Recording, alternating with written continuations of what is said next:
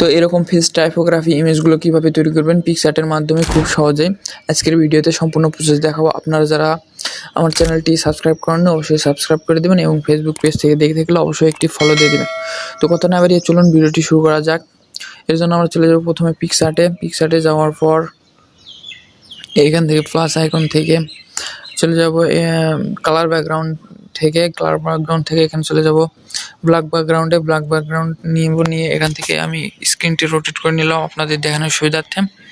এখন এখান থেকে আমরা অ্যাড ফটোতে যাওয়ার পর এখান থেকে আমরা আমাদের মডেলের পিকটি নিয়ে নেব, এখান থেকে অ্যাড করে নেব। এখান থেকে আমাদের যে পিকটি নিয়ে নিলাম। এবার এখান থেকে জুম করে অ্যাডজাস্ট করে নেব। এখান থেকে আমার ছবির মাপ অনুযায়ী আমি পিকটি অ্যাডজাস্ট করে নিলাম। সো দেখতে পাচ্ছেন আমার পিকটি অ্যাডজাস্ট হয়ে গেছে। এখান থেকে রিমুভ ভিউতে ক্লিক করব।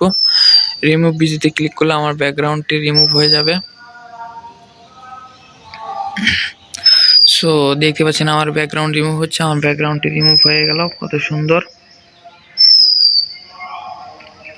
আপনারা এখান থেকে ছবিটি ভালোভাবে আপনার রেশিও অনুযায়ী এখান থেকে ওকেতে ক্লিক করব। ওকেতে ক্লিক করার পর এখানে এখন চলে যাব এফএক্স টুলসে। এখানে উপরে স্ক্রল করে আপনারা দেখতে পাচ্ছেন ইফেক্ট, এখানে ক্লিক করবেন। এখানে ক্লিক করার পর এখানে দেখতে পাচ্ছেন BNW মানে ব্যাকগ্রাউন্ড। এখান থেকে প্রথমে যে BNW ইফেক্টসটি দেখতে পাচ্ছেন এই ইফেক্টসে ক্লিক করে দেবেন। এই ইফেক্টসে ক্লিক করে দেওয়ার পর এখান থেকে ওকে করে দেবেন। এখান থেকে ওকে করে দেওয়া শেষ হয়ে গেলে এখন আমরা চলে যাব টুলস থেকে অ্যাডজাস্টে চলে যাব। অ্যাডজাস্টে যাওয়ার পর এখান থেকে আমরা কিছুটা ব্রাইটনেস বাড়িয়ে নেব। এখান থেকে হালকা ব্রাইটনেস বাড়িয়ে নিলাম। এখান থেকে কন্ট্রাস্ট হালকা বাড়িয়ে দেব। এখান থেকে ক্লিয়ারিটি হালকা বাড়িয়ে দিলাম। এখান থেকে সিচুয়েশন হালকা বাড়িয়ে দিলাম। এখন এখান থেকে হাইলাইট একটু হালকা বাড়িয়ে দিলাম। এখান থেকে যদি আপনার ছবিতে শ্যাডো কম থাকে তাহলে আপনি শ্যাডো বাড়াতেও পারেন। যদি শ্যাডো বেশি থাকে তাহলে আপনি শ্যাডোটা হালকা একটু বাড়িয়ে দেবেন।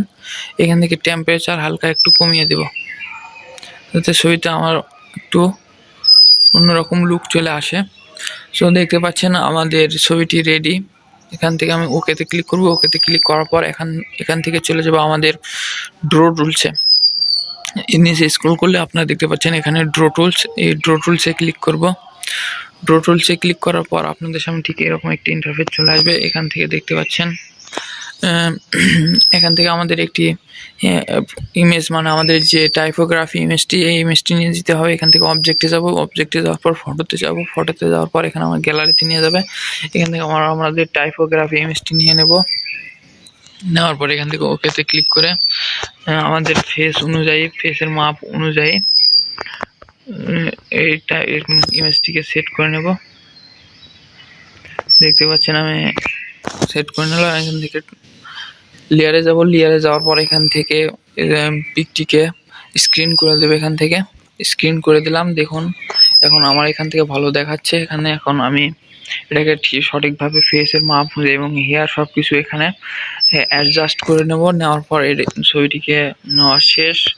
এবার আমরা আমাদের আরেকটি পিএনজি তার আগে একটি ইমপিটি লেয়ার নিয়ে নেব। এখান থেকে ইমপিটি লেয়ার নেওয়ার পর এখান থেকে আমাদের আরেকটি ইমেজটি সেট করে নেব। এর জন্য অ্যাড অবজেক্ট থেকে ফটোতে চলে যাব। যাওয়ার পর আমাদের আরেকটি ইমেজ টাইপোগ্রাফি ইমেজ নিয়ে নিলাম। টাইপোগ্রাফি ইমেজ নেওয়ার পর এখানে এটাকেও সঠিকভাবে বসিয়ে দেবো। বসে দেওয়ার পর এখান থেকে লেয়ার থেকে ক্লিক করে এখান থেকে এটাকেও স্ক্রিন করে দেব। এখানে স্ক্রিন করে দেওয়ার পর এখানে সুন্দরভাবে বসে গেছে। এখান থেকে আপনি আপনার পিক্সের ফটোর মাপ অনুযায়ী এখান থেকে সেট করে নেবেন। সো আমার সেট করে নেওয়া শেষ। দেখতে পাচ্ছেন কত সুন্দরভাবে বসে গেছে। এখান থেকে আবার আমরা নতুন একটি ইমপেটি লেয়ার নেব। ইমপেটি লেয়ার নেওয়ার পর এখান থেকে আবার একটি টেক্সট পিএনজি অ্যাড করে নেব। এখান থেকে স্ক্রল করে আমরা আমাদের আবার আরেকটি টেক্সট পিএনজি অ্যাড করে নিলাম। এখান থেকে এটাকেও সঠিকভাবে মানে আমাদের পিক ততখানি আবার এটাকে বসিয়ে নেব। নেওয়ার পর এটাকে লেয়ার থেকে এখান থেকে এটাকে স্ক্রিন করে দেব। এখান থেকে স্ক্রিন করে দিলাম।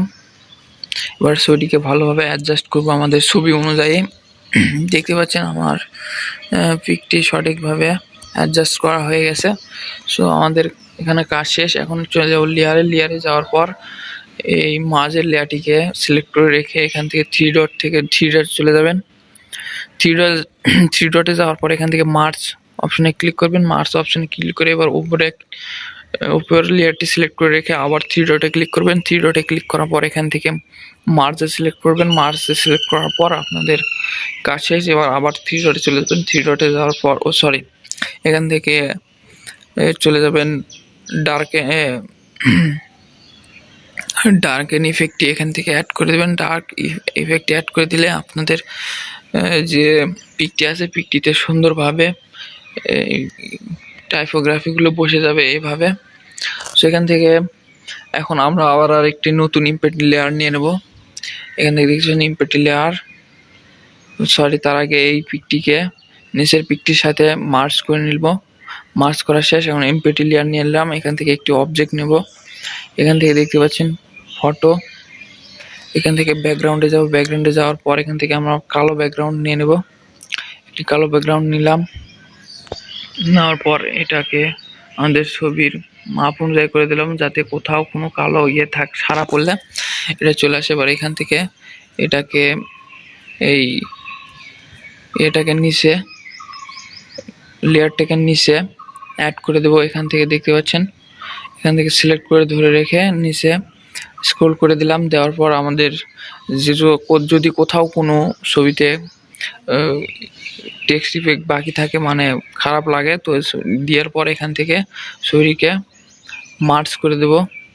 উপরের লেয়ারটিকে ক্লিক করে রেখে মার্জ করে দিলাম।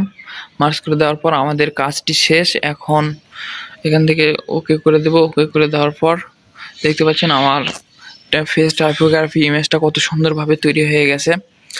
তো ভিডিওটি ভালো লাগলে অবশ্যই লাইক, কমেন্ট এবং শেয়ার করবেন। ধন্যবাদ। এখান থেকে চাইলে আপনারা সেভ করতে পারেন। এখান থেকে জেপিজিতে সেভ করতে পারবেন। ধন্যবাদ।